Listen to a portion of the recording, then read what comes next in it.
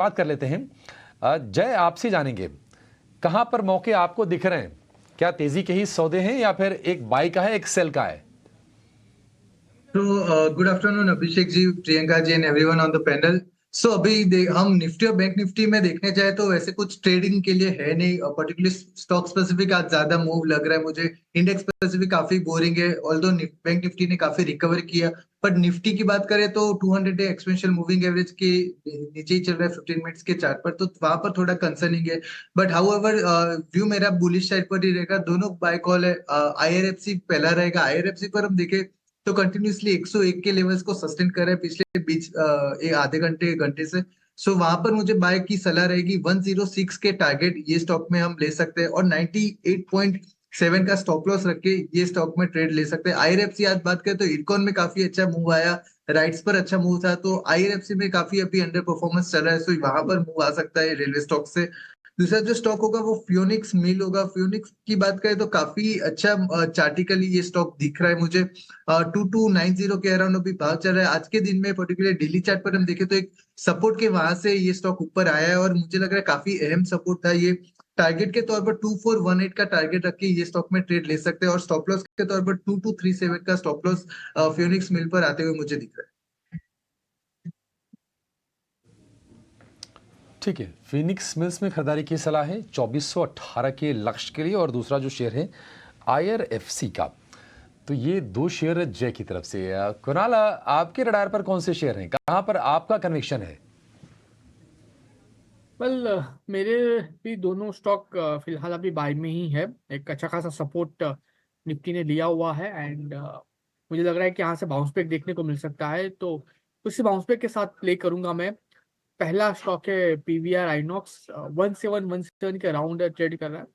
1650 के एसएल के साथ ये स्टॉक में खरीदारी करके चलने की सलाह है। पहले भी 1650 का सपोर्ट लेके एक अच्छा खासा मोमेंटम हमें स्टॉक में देखने को मिला था।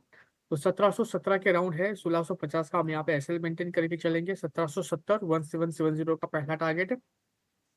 जैसे ही टारगेट ब्रेक होता है ऊपर में अल्टीमेट टारगेट 1855 का भी हमें ये स्टॉक दिखा सकता है। एंड दूसरा है एचएल।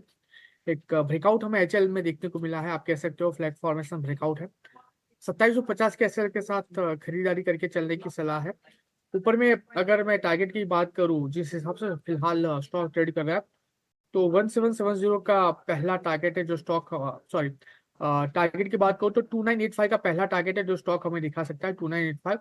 और जैसे ये ब्रेक होता है ऊपर में 3150 का दूसरा टारगेट भी स्टॉक हमें दिखा सकता है।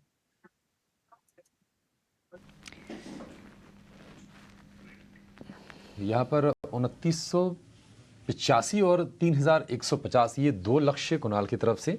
2750 का स्टॉप लॉस और रिवर्सल देने की फेज में है पीवीआर आइनॉक्स का शेयर, वहां पर भी कन्विक्शन स्ट्रांग है। आज हम देख रहे हैं कि दिन की ऊंचाई के आसपास ही ट्रेड कर रहा है पीवीआर आइनॉक्स का शेयर, और उसके लिए जो टारगेट है वो है 1770 पहला और 1855 दूसरा लक्ष्य।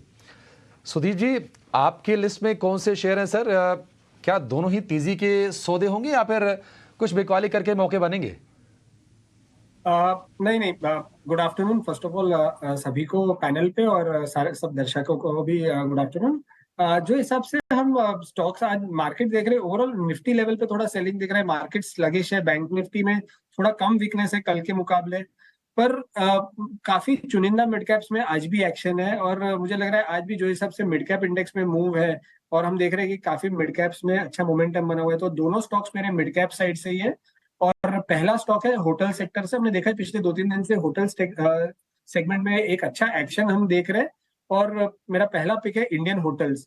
इंडियन होटल्स में हमने देखा है कि लास्ट 3-4 महीने में एक कंसिस्टेंट अप ट्रेंड में था स्टॉक ने। इनफैक्ट एक ही बार वो जो 20 दिसंबर में जो स्टॉक 20 दिसंबर को जो फॉल आया था उसमें स्टॉक ने एक ओवरबॉट जोन से करेक्शन देके न्यूट्रल हो गया था, और उसके बाद पिछले 5-6 दिन में से जो कंसोलिडेशन हो रहा था 430 और 440 के बीच में, उसके वहां से आज स्टॉक ने ब्रेकआउट दिया है वॉल्यूम्स के साथ।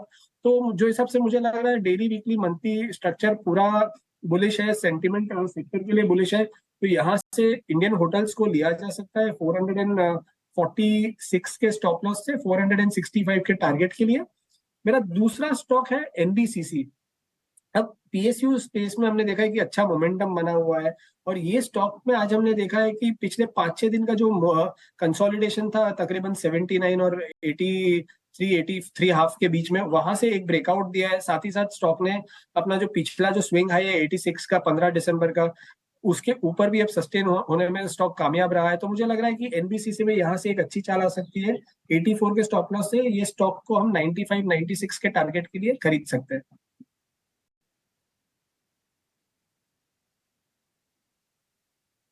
ठीक है। ऑलराइट, इंडियन होटल्स पर बड़े दिन बाद दोबारा से मूव दिख रही है। हालांकि एक राउंड ऑफ तेजी दिख भी गई है, और जितने भी न्यू ईयर्स की थीम थी, हॉलिडे सीजन की थीम थी, अब तो खैर पिलग्रिम और स्पिरिचुअल टूरिज्म की भी जो थीम थी वो काफ़ी हद तक इन स्टॉक्स में मूव आई।